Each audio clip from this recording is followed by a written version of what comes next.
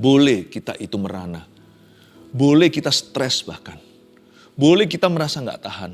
Tapi jangan pernah kita memberontak sama Tuhan. Jangan pakai penderitaan kita sebagai alasan untuk menuduh Dia. Jangan pakai penderitaan kita sebagai pembenaran untuk kita menyalahkan Dia.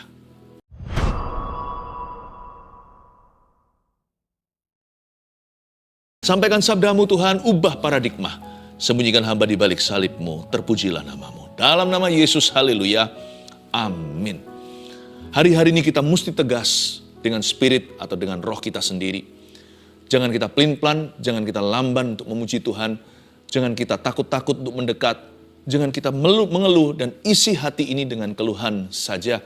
Mari kita bersyukur dengan segenap hati sekalipun belum melihat mujizatnya. Mari kita memuji Dia sekalipun belum ada terobosan di depan kita. Mungkin hidup kita berada dalam kegelapan, ketidakpastian, tidak ada titik terang, tidak menjadi apa. Asal Tuhan adalah juru selamat kita, asal Yesus adalah Tuhan kita, kita punya cukup alasan untuk menyembah. Karena nama kita tertulis dalam kitab kehidupan.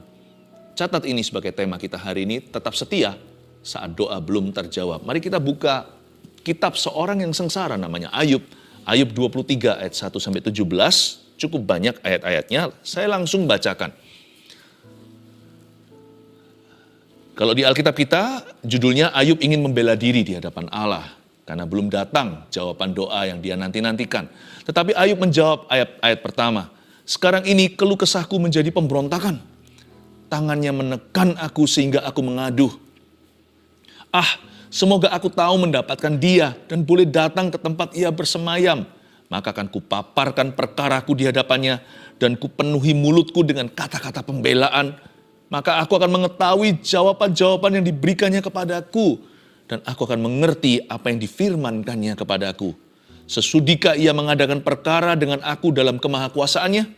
Tidak, Ia akan menaruh perhatian kepadaku.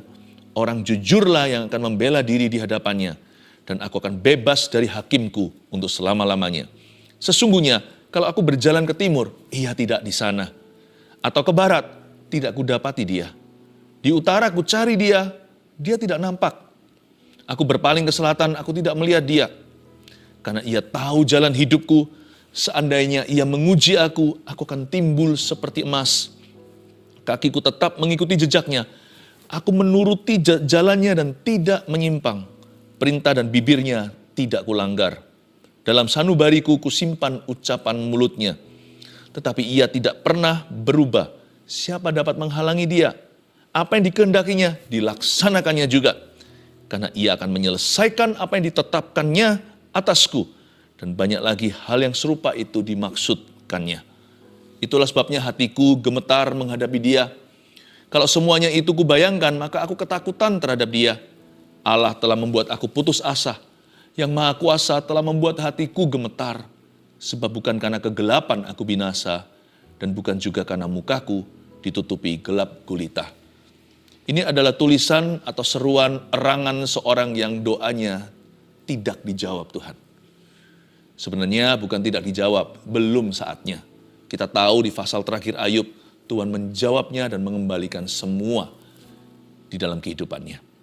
Ayat pertama, tetapi Ayub menjawab, sekarang ini keluh kesahku menjadi pemberontakan. Tangannya menekan aku sehingga aku mengaduh. Ada kata sekarang ini. Mengingatkan kita agar kita jangan sampai terlalu terpukau dengan kondisi sekarang atau hari ini. Jangan sampai kita terbawa arus keadaan di sekeliling kita yang sementara sifatnya. Lalu kita melakukan kesalahan yang fatal yang bersifat jangka panjang. Kalau kita emosi contohnya, jangan ambil keputusan. Biasanya keputusan kita banyak salahnya. Keadaan kita itu adalah realita yang kita hidup di dalamnya. Tapi kalau dilihat dari sudut pandang Allah, dalam rencana Allah keseluruhannya, keadaan kita itu juga bisa bahaya, menjadi ilusi atau halusinasi hari ini. Semua yang kita lihat sebagai reality, sebagai kenyataan ini akan berubah esok hari, atau minggu depan, atau bulan depan, atau tahun depan. Minimal hidup kita di bumi ini yang sementara, ini bukan hidup kita yang paling panjang, masih ada kekekalan. Jangan sampai hati kita itu terjerat di kejadian sekarang. Lalu kita membuat keputusan-keputusan yang merugikan kekekalan. Ada orang yang karena kecewa sama Tuhan meninggalkan Tuhan. Tidakkah dia akan menyesal suatu hari di neraka? Karena dia menyangkali Tuhan Yesus dan dia menjualnya. Jangan sampai kita karena kita sedang marah, lalu habis itu kita mengatakan sesuatu yang lukanya akan terbawa-bawa tahunan kemudian. Sekarang ini keluh kesahku menjadi pemberontakan. Ketika hidup kita berada dalam tekanan, doa kita belum terjawab. Apa hasilnya? Keluh kesah. Dan keluh kesah itu adalah area rawan. Kalau kita biarkan terus, lama-lama kita pasti nggak akan tahan. Terjadi pemberontakan. Ini juga adalah daerah yang harus kita waspadai. Waktu doa belum terjawab, manusia cenderung untuk marah sama Tuhan. Waktu belum ada jawaban doa, hati kita di posisi atau di titik rawan untuk memberontak kepadanya. Tangannya menekan aku, kata Ayub. Ini sudah nyaris. Dia sudah masuk ke perbatasan. Dikit lagi dia akan menyalahkan Tuhan. Tangannya menekan aku. Tangannya sini N huruf besar. Berarti dia menuduh bahwa semua pencobaan ini datangnya dari Tuhan. Tapi Ayub belum berdosa. Ini baru keluh kesah. Dia belum tutup kalimat. Hati-hati ya. Orang kalau lagi pahit hidupnya, dia bisa pahit sama yang Maha Kuasa. Mentang-mentang karena Tuhan itu berkuasa dan Tuhan itu berdaulat. Makanya apa-apa kita selalu harapkan dia lepaskan kita dari sumber permasalahan. Kalau belum, kita berkata, kenapa sih engkau begitu? Kenapa dikau lamban? Seolah-olah Tuhan memang sengaja mau lihat kita berlama-lama dalam kesengsaraan. Orang kalau dalam tekanan, dengan mudah dia bisa nyalakan Tuhan. Ayub sudah nyaris, hampir saja terpleset dia. Dia berkata, tangannya menekan aku sehingga aku mengadu. Tapi belum sampai tutup kalimat, jadi dia belum berdosa. Semoga aku tahu mendapatkan dia dan boleh datang ke tempat ia bersemayam. Ayat 3, nampak sudah ternyata ayat 2 tadi itu adalah erangan tidak tahan. Aku nggak tahan ya Tuhan. Kenapa aku tertekan? Semoga aku tahu di mana aku bisa ketemu sama dia. Semoga aku bisa datang masuk ke hadiratnya. Ayub itu jiwanya merana. Dia rindu masuk ke hadirat Allah dan curhat. Dia ingin mencurahkan hatinya. Masa Tuhan gak tahu sih masalah yang kuhadapi? Berat sekali Tuhan, mohon pengertian. Jadi ternyata ayat 2 tadi bukan dia marah atau menuduh Allah. Itu hanyalah seruan tidak tahan. Dan dia berkata, bolehkah aku masuk ke hadiratmu? Ceritakan kepadamu dari A sampai Z semua penderitaanku. Ternyata pada dasarnya Ayub hanya rindu untuk didengarkan oleh Yang Maha Kuasa. Boleh kita itu merana. Boleh kita stres bahkan. Boleh kita merasa gak tahan. Tapi jangan pernah kita memberontak sama Tuhan. Jangan pakai penderitaan kita sebagai alasan untuk menuduh dia. Jangan pakai penderitaan kita sebagai pembenaran untuk kita menyalahkan dia. Maka akan kupaparkan perkaraku di hadapannya, ayat 4. Dan kupenuhi mulutku dengan kata-kata pembelaan. Ini sangat manusiawi, sangat normal. Waktu kita lagi menderita, apalagi kalau kita nggak salah, mulut kita diisi dengan apa? Pembelaan diri biasanya. Aku nggak salah loh Tuhan, aku melayani Tuhan kok. Diizinkan ini terjadi. Aku sudah puasa, sudah memberi persembahan. Aku sudah memberitakan Injil-Mu. Kenapa doaku sendiri pun belum terjawab satu persatu? Hati-hati ya, mulut kita jangan dipenuhi dengan kata-kata pembelaan. Namun kita harus tetap setia kepada Tuhan saat doa belum terjawab. Orang yang memberontak tidak setia sama Tuhan. Orang yang mengeluh tidak setia kepada Tuhan. Orang yang mulutnya penuh pembelaan, orang itu tidak akan bisa setia sama Tuhan. Maka aku akan mengetahui jawaban-jawaban yang diberikannya kepadaku, ayat 5. Dan aku akan mengerti apa yang difirmankannya kepadaku. Sudikah ia mengadakan perkara dengan aku dalam kemahakuasaannya? Ayub merasa minder sama Tuhan. Dia berkata, masa Tuhan mau sih bicara sama seorang seperti aku? yang hina dan seperti sampah. Sudikah, masa sudi sih Tuhan itu mau mengadakan perkara dengan orang yang hina seperti saya? Bukankah dia maha kuasa? Lucu ya di ayat 6. 6a itu dia minder-minder sendiri. Tapi 6b, dia kuatkan imannya. Lalu dia berkata, tidak. No. Dia pasti akan menaruh perhatian kepadaku. Ayat 6a dia kurang percaya. Ayat 6b, dia kuatkan kepercayaannya dalam Tuhan. Dia mengapi-apikan dirinya. Masa Tuhan mau dengarkan doaku? Masa orang seperti aku, orang buangan ini? Masa Tuhan sudi? Jangankan mengabulkan. Sudikah dia mendengarkan? Lalu dia berkata, tidak. Seperti dia protes terhadap pernyataannya sendiri. No. Dia pasti akan menaruh perhatian kepadaku. Jadi saya bisa melihat bahwa he was really struggling on the inside. Ayub ini sungguh-sungguh bergumul. Dia bergumul, andai kata roh bisa berdarah, dia sudah berdarah-darah. Badannya memang berdarah. Karena Alkitab mencatat, Ayub itu terkena penyakit saking gatalnya. Dia pakai beling, pakai kaca, pecahan serpihan itu untuk menggaruk-garuk kulitnya. Sampai berdarah. Tapi andai kata roh bisa berdarah, inilah wujudnya. Ayub bisa kadang-kadang berkata, nggak mungkin. Lalu setelah itu, menit kemudian dia berkata, mungkin. Nggak bisa, nggak harus bisa. Masa Tuhan mau ya? Nggak mau lah. Dia harus mau. Dia bergumul sungguhan. Ayub ini relevan. Bukankah ini yang kita alami? Bukan berarti kita gila. Tapi kita itu bergumul untuk percaya. Kuat gravitasi ketidakpercayaan menarik kita ke bawah. Rasanya hati ini mau memberontak sama Tuhan. Rasanya mulut kita itu mau menghujatnya. Kalau doa belum terjawab itu rasanya mau lari aja dari hadirat Allah. Sekalipun ada ayat berkata, kemanakah aku dapat pergi menjauhi rohmu Tuhan. Kayaknya kita mau terbang ke ujung bumi kalau bisa. Ayat 7, orang jujurlah yang akan membela diri di hadapannya. Dan aku akan bebas dari hakimku untuk selama-lamanya.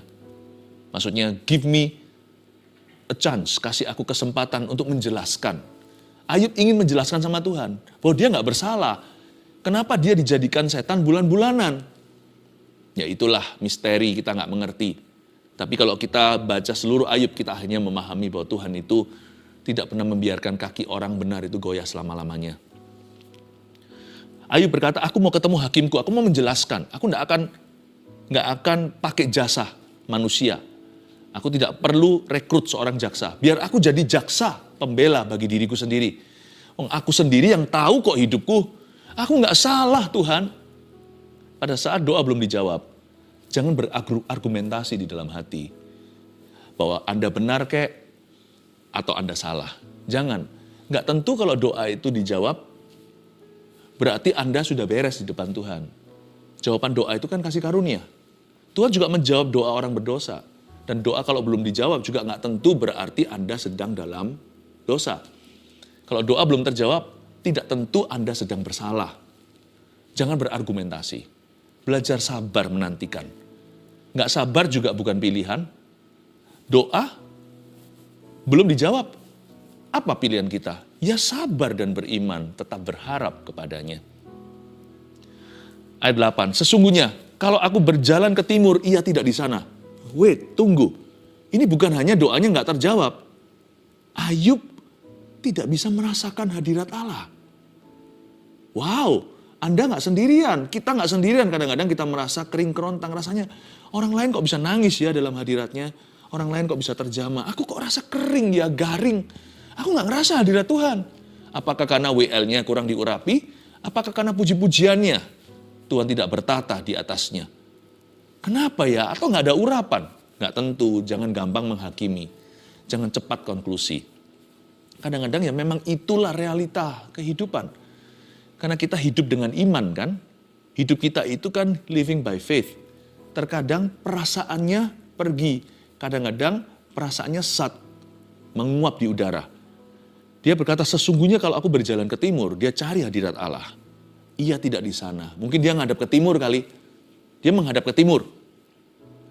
Mungkin menghadap ke timur, menghadap ke situ. Mungkin dengan postur tertentu dia lebih rasakan hadiratnya. Ia tidak di sana. Ayub berkata, I cannot feel him. Aku tidak bisa merasakannya. Atau ke barat, dia ganti arah ke barat. Mungkin kalau duduk menghadap ke jendela, lebih rasa hadirat Tuhan. Nggak bisa juga. Mungkin duduk menghadap tembok sekalian. Tidak ku dapati dia. I cannot get him. Bahkan aku tidak bisa mendapat apa-apa dari doaku. Aku tidak memperoleh jawaban doa. Aku tidak bisa memperoleh sesuatu dari Tuhanku. Di utara aku cari dia, ia tidak nampak. Atau berpaling ke selatan, aku tidak melihat dia. I cannot see him. Biasanya kalau orang berdoa kan dia bisa melihat Tuhan dalam hidupnya. Nggak lihat Tuhan beneran, tapi lihat Tuhan atau campur tangannya. Aku nggak melihat campur tangan apa-apa. Mana hasil doaku? Kok nggak ketemu? Ayat 10. Karena ia tahu jalan hidupku. Seandainya ia menguji aku akan timbul seperti emas. Luar biasa loh ayat 10 ini. Bagi seorang yang tidak bisa merasakan hadirat Tuhan sama sekali lagi. Dia membuat satu pernyataan iman yang sangat powerful, yang sangat berkuasa. Dia berkata, aku tahu semua perasaan garingku atau semua perasaan hadirat Tuhan yang sat dan menguap di dalam jiwaku ini bukan berarti Tuhan gak ada. Hanya karena aku tidak merasakannya bukan berarti Tuhan gak ada. Karena ia tahu jalan hidupku. Ayub mengakui karakter kemahatauan Tuhan. Dia mengaku bahwa Tuhan itu maha tahu. Hanya karena dia tahu. Hanya karena dia tidak tahu. Hanya karena Ayub lagi kebingungan. Bukan berarti Tuhan tidak ada dalam kehidupannya. Karena ia tahu jalan hidupku. Seandainya ia menguji aku. Ayub tidak pasti. Serba tidak menentu. Dia berkata, siapa tahu kalau ternyata semua perasaanku ini, semua feelingku yang down ini, semua perasaan hampaku ini hanyalah ujian belaka. Jikalau perasaanku ini adalah ujian dari Yang Maha Kuasa, Tuhan, aku berjanji kepadamu, ini komitmenku. Aku akan timbul seperti emas. Aku tidak akan menghujatmu sekalipun nyaris-nyaris rasanya nggak tahan. Kesakitan ingin menjerit, kenapa engkau tidak peduli sama saya? Why you are so unloving? Kenapa engkau tidak mengasihi aku? Kenapa engkau membenciku? Tapi aku tahan mulutku daripada mengeluh lebih lanjut. Ku tahan mulutku daripada membela atau berisi kata-kata pembelaan. Seandainya engkau menguji aku akan timbul seperti emas. Aku tidak akan turuti keinginan istriku sendiri yang berkata kepadaku, hujatlah Tuhan dan mati. Aku tidak mau. Kalau engkau menguji aku dari kanan kiri, barat, timur, utara, selatan, niscaya nanti entah kapan, aku akan timbul seperti emas. Kakiku tetap mengikuti jejaknya, ini komitmennya. Aku menuruti jalannya dan tidak menyimpang. Perintah dan bibirnya tidak kulanggar. Dalam sanubariku kusimpan ucapan mulutnya. Dia berkata, aku akan tetap taat pada perintahmu. Sekalipun gak kerasa apa-apa. Tetapi ia tidak pernah berubah, ayat 13. Siapa dapat menghalangi dia? Ayub mengakui bahwa Tuhan itu tidak berubah. Bahasa perjanjian baru, Tuhan Yesus tidak berubah. Dahulu, sekarang, sampai selama-lamanya. Dia gak mengerti kenapa Tuhan diam saja. Tapi satu hal yang pasti, dia sudah sedia payung sebelum hujan. Sebelum dia dicobai dan diuji iman, Ayub ini sudah isi pelurunya dengan roh pengenalan akan Tuhan. Sudah ada butir-butir kebenaran yang dia simpan dalam sanubarinya. Dia berkata, setahu aku, Allah itu gak pernah berubah. Jadi meskipun segala sesuatu yang kualami ini berteriak, Allah itu jahat. Semua orang di sekelilingku menyarankan, Tuhan gak peduli lagi sama saya. Tuhan benci sama kamu. Aku tidak mau percaya semua itu, karena itu hanyalah realitas sementara. Aku percaya pada pewahyuan yang kekal. Ini yang ku tahu. Sebelum aku menggaruk-garuk kulitku dengan beling dan serpian kaca ini. Sebelum anak-anakku mati karena tragedi. Sebelum kebakaran terjadi, ternakku hangus semua. Ini yang aku tahu. Tuhanku baik dan dia tidak berubah. Apapun realita hari ini, apapun kenyataan yang kuhadapi, apapun kondisi keadaan yang sekarang kualami, satu hal ku tahu, wahyu ini telah kupegang teguh. Aku tidak percaya apa yang kelihatan. Aku taruh percaya pada apa yang tidak kelihatan. Dan ini pewahyuan. Tuhanku tidak berubah, dia baik. And he never changes. Dia itu naik banding ke moralitasnya Tuhan. Tuhan punya moral itu tidak bercacat celah. Allah itu tidak jahat. Dan tidak ada pertukaran bayangan di dalam dirinya. Tuhan tidak bisa berbuat jahat. Dan Tuhan tidak bisa jahatin kita. Dia berkata, tetapi ia tidak pernah berubah. Siapa dapat menghalangi dia? Lalu dia katakan di ayat 13b, inilah kedaulatan Allah. Disinilah dia terbentur. Dia terbentur kedaulatan Tuhan dan dia nggak bisa apa-apa. Dia nggak bisa paksa kehendaknya. Apa yang dikehendakinya, dilaksanakannya juga. Dia nggak tahu, kalau Tuhan izinkan semua yang kualami ini, belum ada jawaban doa lagi. Maka anggaplah itu kedaulatan yang aku belum mengerti. Apa yang dikehendakinya, dilaksanakannya juga. Karena dia raja, dia tidak berutang apa-apa. Makanya itu Ayub di sini, di ayat 13, dia kuburkan roh penasaran. Tadinya dia menuntut, kan dia mau pembelaan. Kan dia juga mau membeberkan perkaranya di hadapan hakimnya, ya kan? Tadinya dia ingin berdebat dengan yang Maha Kuasa. Dia menuntut Tuhan menjawab pertanyaannya. Ada satu pertanyaan Ayub yang selalu ada di dalam hatinya waktu mengalami semua sengsara ini. Mengapa kau izinkan? Why Lord, why? Kenapa? Tapi di ayat 13 ketika dia terbentur dengan kedaulatannya, apa yang dikehendakinya, dilaksanakannya juga. Ayub akhirnya tenangkan jiwanya. Dia berkata, aku tidak akan tanya lagi kenapa. Inilah jawabannya. Jawaban terbaik di bawah kolong langit. Mengapa doa belum terjawab? Apa yang dikehendakinya, dilaksanakannya juga. Tuhan memberi, Tuhan mengambil, terpujilah nama Tuhan. Tuhan menjawab semua doa kita sesuai kehendaknya. Terbentur kedaulatannya, Ayub kalah dan Ayub mengalah. Menurut saya di ayat 13 akhir ini, damai sejahtera mulai merayap masuk dalam jiwanya. Damai sejahtera yang melampaui segala akal budi.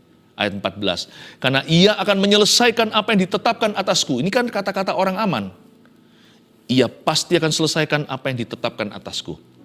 Dia yang memulai pekerjaan baik di dalam diriku akan menyelesaikannya. Entah gimana, kapan waktunya, jatuh temponya kapan, hanya Tuhan yang tahu.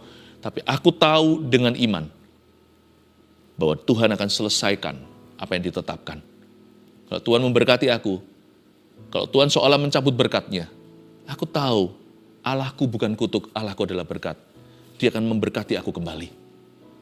Ini kata-kata orang yang restored atau yang pulih hati. Dan banyak lagi hal yang serupa itu dimaksudkannya. Apa maksudnya ayat 14b? Banyak hal lagi yang serupa dimaksudkannya. Ini yang disebut dalam bahasa Inggris etc., etc., dan lain-lain, dan sebagainya, DSB.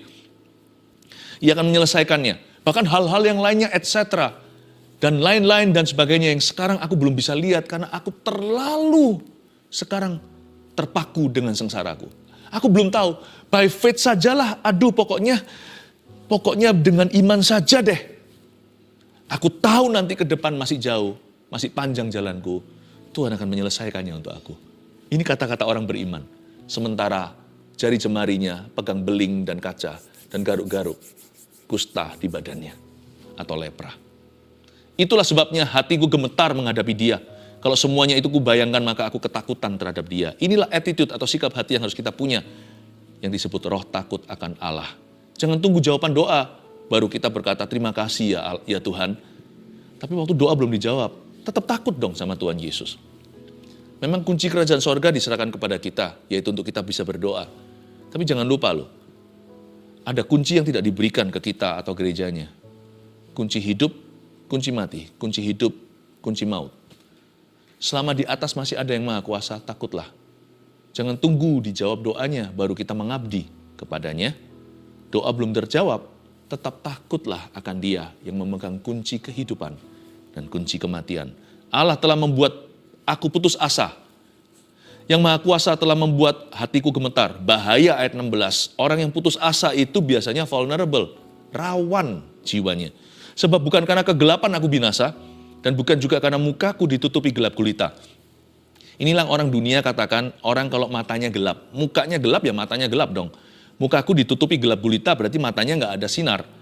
Mata gelap gulita biasanya akan halalkan segala cara dan juga halalkan dosa atas nama A_N, atas nama kecewa sama Tuhan. Ini bahaya. Tapi Ayub tidak demikian. Dia bilang, sekalipun aku putus asa, mukaku ditutupi gelap gulita, hatiku tetap gemetar menghadapi dia. Dan aku tetap ketakutan terhadap dia. Membuat orang ini beda, makanya ada di ayat firman untuk kita pelajari dan teladani. Dia berkata, sekalipun aku sedang putus asa, rawan ya. Mukaku ditutupi gelap gulita, matanya gelap gulita, alias matanya nggak bisa lihat titik terang atau tidak ada secercah pengharapan. Namun ini komitmen hatinya, hatiku tetap gemetar menghadapi dia. Dan aku tetap ketakutan terhadap dia. 3 poin sederhana saya berikan kepada Anda dalam menanti-nantikan jawaban doa. Bahwa kita harus tetap setia saat doa kita belum terjawab. 1, kita harus tetap taat pada perintahnya saat tidak bisa rasakan hadiratnya. Ini review apa yang kita pelajari sepanjang pasal ini. Kalau kita tidak bisa rasakan hadiratnya, terus jangan habis itu semerta-merta langsung lari kepada dosa. Hanya karena kita nggak bisa rasakan hadiratnya, lalu kita tidak mau pelayanan. Kita nggak bisa rasakan hadiratnya, kita berhak memberontak. Nggak boleh. Kita nggak rasa hadiratnya hari ini, maksudnya feelingnya, perasaannya. Tuhan tetap hadir kok. Tuhan tetap ada di atas tahtanya kok. Tuhan hadir nggak hadir itu nggak ada hubungannya dan nggak bergantung pada engkau dan aku merasakannya atau tidak. Tetap taat pada perintahnya karena itu obligasi kita, karena itu adalah duty, tanggung jawab kita. Komitmen itu kalau kita pakai cincin kawin, mau lagi perasaan romantis atau enggak, tetap harus setia pada pasangannya dalam suka maupun dalam duka, dalam sakit maupun sehat. Tetap harus setia. Kalau lagi nggak rasa romantis, bukan berarti boleh selingkuh. Karena cincin ini berarti apa yang Tuhan persatukan tidak boleh diceraikan. Dengan Tuhan Yesus sama. Iman kita itulah cincin kawin kita kepada Tuhan. Bukan perasaan. Kalau kita nggak merasakan hadiratnya, kita tidak boleh berzina secara rohani dengan adanya ilah lain di hidup kita. Berzina secara jasmani juga jelas-jelas tidak diperbolehkan. Tetap taat pada perintahnya saat tidak bisa rasakan hadiratnya. 2, tetap percaya pada janjinya saat tidak ada jawaban doa. Tuliskan itu. Tetap percaya pada janji Tuhan saat tidak ada jawaban doa. Itu tadi kan, dia nggak pernah berubah, apa yang dikehendakinya ditetapkan. Yang ditetapkan Tuhan akan tetap menyelesaikannya. Banyak lagi hal serupa yang dimaksudkannya, sekalipun kita nggak bisa melihat apa-apa, tetap taruh harap kepadanya, tetaplah percaya pada janjinya. 3, tetap takut akan dia saat hati putus asa. Hanya karena kita putus asa tidak melihat masa depan, bukan berarti kita boleh liar lalu pergi kemana-mana di luar hadirat Allah. Tetaplah takut akan dia saat atau ketika hati kita putus asa. Jangan pergi kemana-mana, tetap stay di hadirat Allah. Better to stay in His presence.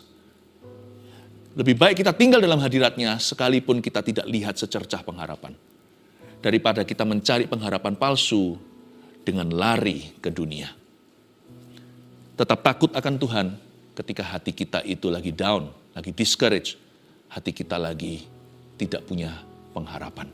3 poin ini, catat baik-baik.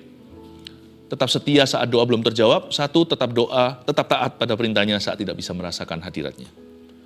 2, tetap percaya pada janjinya saat tidak ada jawaban doa.